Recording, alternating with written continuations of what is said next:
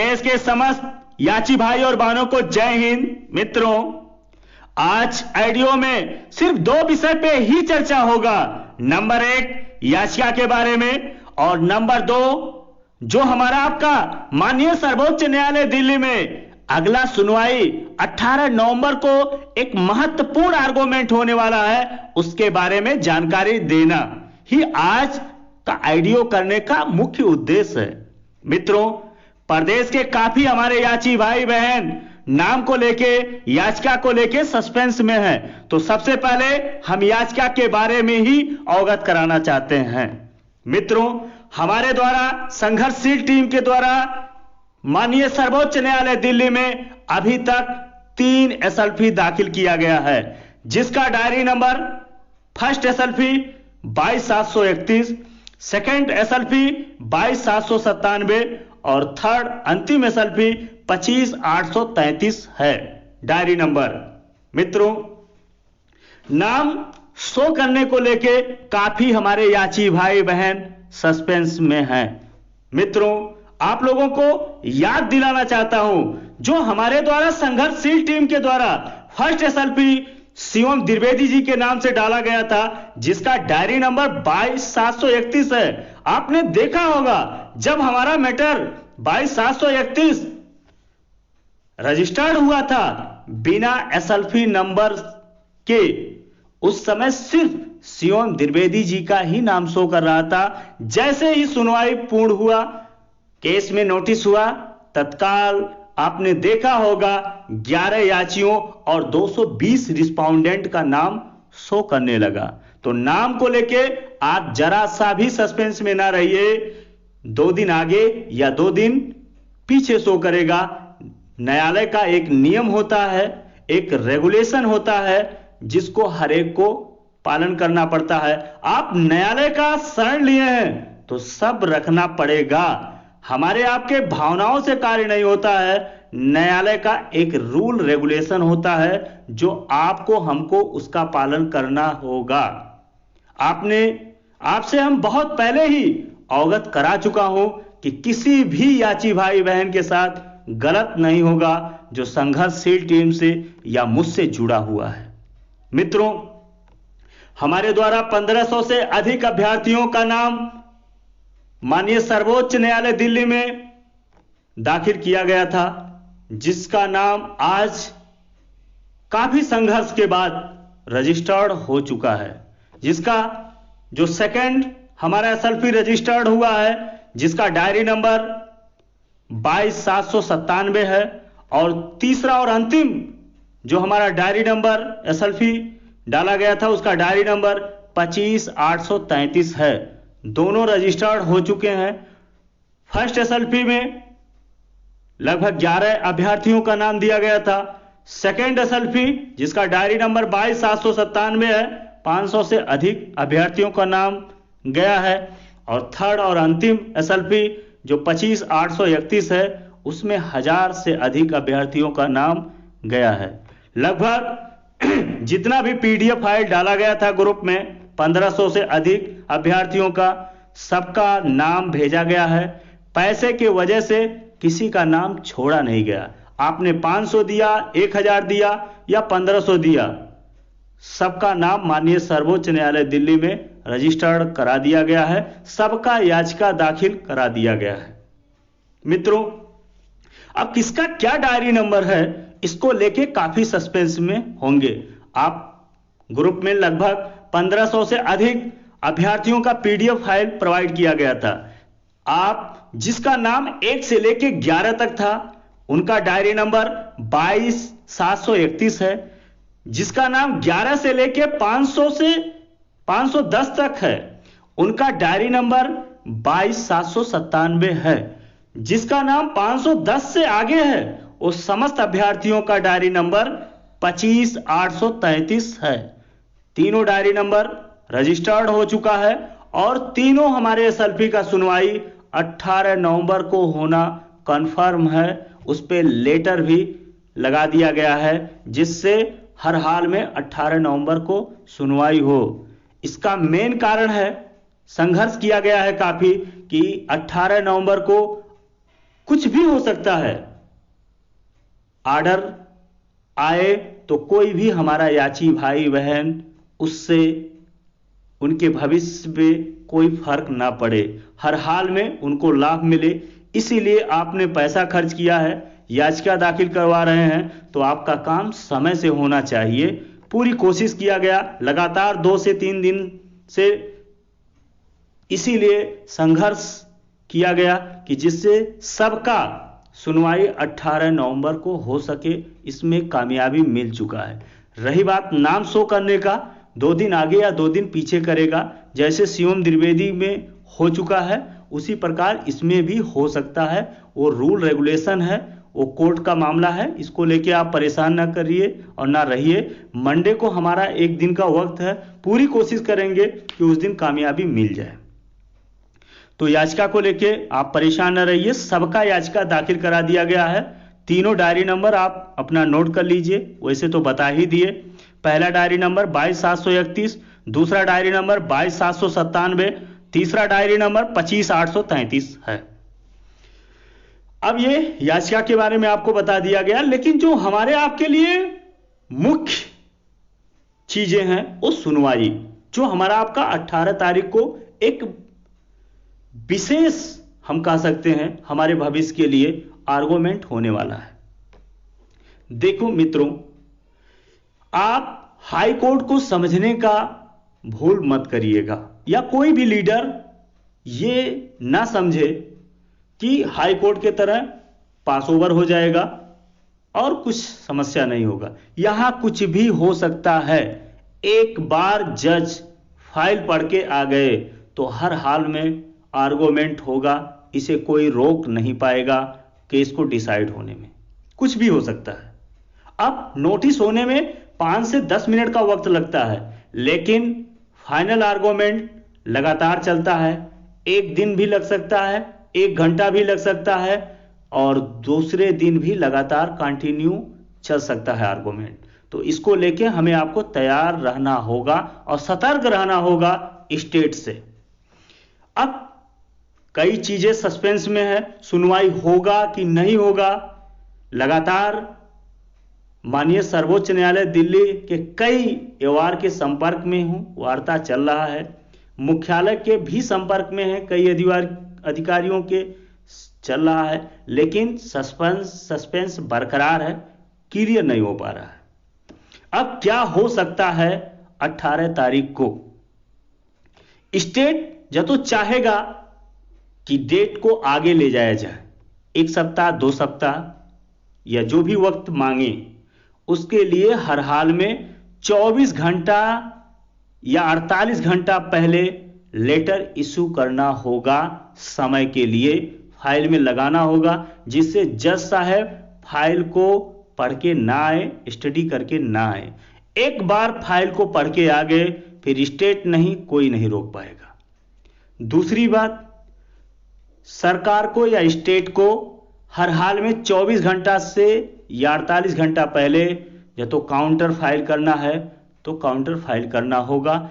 जब तो counter file करते हैं उस दशा में भी जज साहब फाइल पढ़ के आ सकते हैं और आर्गुमेंट हो सकता है, क्योंकि कोर्ट बहुत सख्त है, और जो सख्त कोर्ट होता है उसे निर्णय देने में भी कोई समस्या नहीं होता है। जिस बेस पे हमारा आपका नोटिस इशू हुआ है, उस बेस पे हमें आपको सिर्फ नौकरी मिल सकता है, वर्दी मिल सकता है। बस एक बेहतर पैरवी की आवश्यकता है। हमें आपको लगातार संघर्ष करना होगा। 2 चीजें हो गया। किसी कारणवश स्टेट लेटर फाइल नहीं करता है या काउंटर फाइल नहीं करता है, तो आप एकदम निश्चिंत रहिए कि हर हाल में स्टेट यही कोशिश करेगा जो एसआई में कर चुका है। जिस दिन हमारा रिट एक्सेप्ट हुआ है, एसआई मैटर का एज को लेके दूसरी डेट में ही डिसमिस हो गया। विदाउट काउंटर आएगा और रूल पे एकदम पैरवी करेगा स्टेट की नोटिस को रिटर्न किया जाए और केस को डिसमिस किया जाए। आपने देखा होगा या सुना होगा कि एसआई में यही हुआ। फर्स्ट हेयरिंग में नोटिस एक लंबा इशू हुआ और दूसरे में उड़ गया। तो इस बात को माइंड में रख के चलना होगा कि हर हाल में स्टेट कोशिश करेगा कि नोटिस को रिटर्न कराने के लिए और केस को डिसमिस कराने के लिए। तो हमें आपको तैयार होके जाना ही पड़ेगा दोनों दशा में। जब तो लेटर इशू होता है तो हम कोई अधिवक्ता नहीं हायर करेंगे, किसी भी सीनियर अधिवक्ता की जरूरत नहीं है, क्योंकि सिर्फ आगे समय मिलेगा तो फिर पैसा बर्बाद करने की कोई जरूरत नहीं है। लेकिन काउंटर फाइल करता है सर स्टेट या विदाउट काउंटर आता है तो उसके लिए सबको तैयार होना होगा, वरना जो आज तक आपने संघर्ष किया है, आपका रिट एक्सेप्ट हुआ है नोटिस, सारा आपका मेहनत, सारा पैसा करा कराया व्यर्थ हो जाएगा। इसलिए कोई हाईकोर्ट समझने का भूल ना करे। आप अपने स्तर पे 100% देने के लिए तैयार रहें। जब तो 18 तारीख डेट आप क्रॉस कर ले गए तो फिर कोई आपको नौकरी से रोक नहीं पाएगा। जहां तक मेरा अनुभव और जो विचार विमर्श चल रहा है उससे हमें पता चल रहा है। तो हर हाल में आपको तैयार होके चलना होगा। आपको सारी चीजें बता दिया गया, क्या स्थिति पैदा हो सकता है, नाम को लेके भी बता दिया गया, क्या स्थिति अभी आपसे हम कल दोपहर 12 बजे से लेके 2 बजे तक का वक्त मांग रहे हैं। फिर कल तिबारा हम अपने एवार से और दूसरे एवार से वार्ता करेंगे, कोशिश करेंगे सरकार से जानकारी जुटाने का। फिर सारी जानकारी लेने के बाद कल 12 बजे से लेकर 2 बजे तक आपको जानकारी दिया जाएगा कि हमें अधिवक्ता हायर करना है और किस अधिवक्ता को हायर करना है। प्लानिंग के तहत हमें 18 तारीख को जाना ही होगा। हम जरा सा भी लापरवाही करते हैं तो सारा हमारा मेहनत पैसा व्यर्थ चला जाएगा जो आज तक हमने खर्च किया है। ठीक, तो ये सबके लिए है। अपने अपने स्तर पे सब लोग तैयारी करके ही जाएं। जैसी स्थितियां बनेगा उससे निपटा जाएगा, क्योंकि जो हमें आपको अवसर मिला है ये भविष्य में कभी मिलने वाला नहीं है। और जब तो हम इस अवसर को गंवा देते हैं तो जिंदगी भर जग हंसाई के पात्र बन के रह जाएंगे। तो आप अपने अपने दिमाग में लेके चलिएगा कि हमें अपने 18 तारीख को अधिवक्ता खड़ा करना पड़ेगा। जब तो नहीं करना पड़ा तो नहीं किया जाएगा और जब तो करना पड़ा तो किया जाएगा। अब रही बात अधिवक्ता के बारे में, मित्रों, माननीय सर्वोच्च न्यायालय दिल्ली में 20,000 रुपए में भी सीनियर अधिवक्ता मिलते हैं और आपको 20 लाख रुपए में भी पर हेयरिंग के सीनियर मिलते हैं।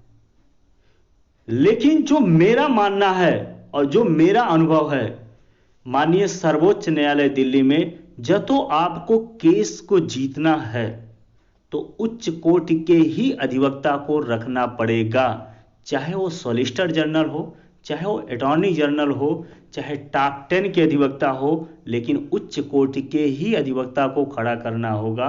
क्योंकि हमारा आपका मैटर बहुत बड़ा है। जब तो हमें अपना जो पक्ष रखा जाए उससे एक जज साहब एक्सेप्ट कराना है उस पक्ष को, तो आपको उच्च कोटि के ही अधिवक्ता को हायर करना होगा। आपने देखा होगा जब हमारा केस नोटिस हुआ, हमारे अधिवक्ता के द्वारा जो भी पॉइंट रखा गया तत्काल 2 से 3 मिनट में सारी बातें एक्सेप्ट हुआ। ये उच्च कोर्ट के ही अधिवक्ता या ब्रांड का ही देन है। हम भी वही 20,000 या 50,000 के अधिवक्ता को ले गए होते तो दिल्ली से अब तक हम लोग झुनझुना बजाते चले आए होते और सिर्फ अफसोस अफसोस का नारा करते रह जाते। मित्रों, हम भी चाहते, हमने भी 8 लाख खर्च किया था, 8 लाख में 25 से 30 अधिवक्ता खड़ा किया होता, लेकिन नहीं, हमें गिनती गिनाने से कोई फायदा नहीं है। हम जब भी अधिवक्ता करेंगे तो उच्च कोटि के ही अधिवक्ता करेंगे, वरना कोई भी अधिवक्ता खड़ा नहीं करेंगे। और जो मेरा अनुभव या मेरा मानना है, हम अधिवक्ता खड़ा करेंगे तो रंजीत कुमार या मुकुल रोहतगी से नीचे कोई अधिवक्ता खड़ा नहीं करेंगे जिनका उस कोर्ट में महत्व है आर्गुमेंट का, या बात तत्काल एक्सेप्ट होता है। हमें ऐसे ही अधिवक्ता को खड़ा करना है।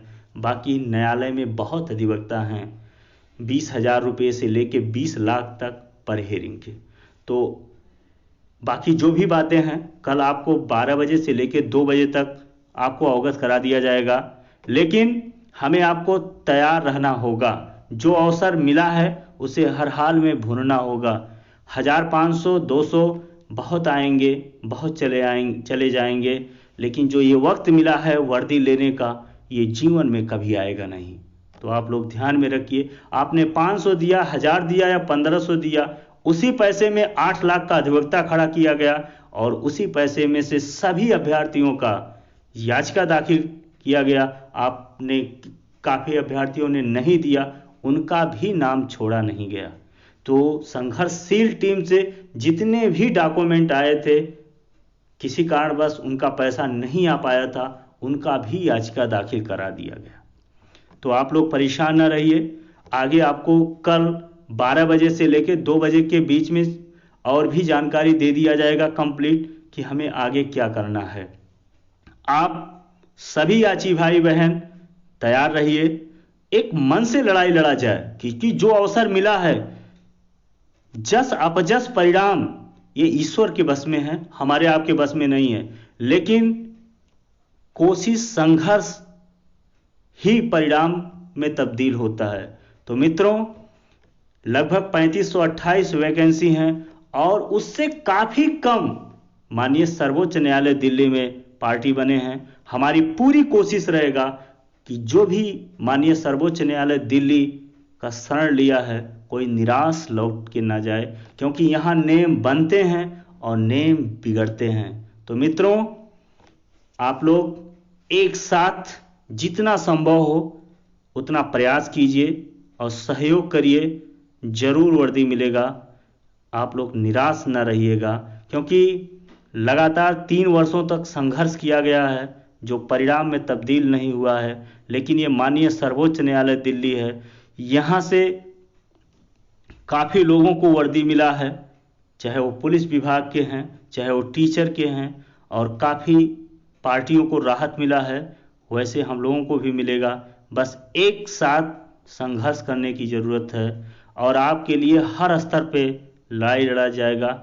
बस आप साथ और सहयोग दीजिए। बाकी जैसा भी होगा कल आपको जानकारी दिया जाएगा कि वकील खड़ा करना है कि नहीं करना है। सब कुछ जानकारी लेने के बाद सारी जो भी स्थिति था वो आपको मैंने अवगत करा दिया और आगे की जानकारी कल आपको दिया जाएगा। जय हिंद, जय भारत।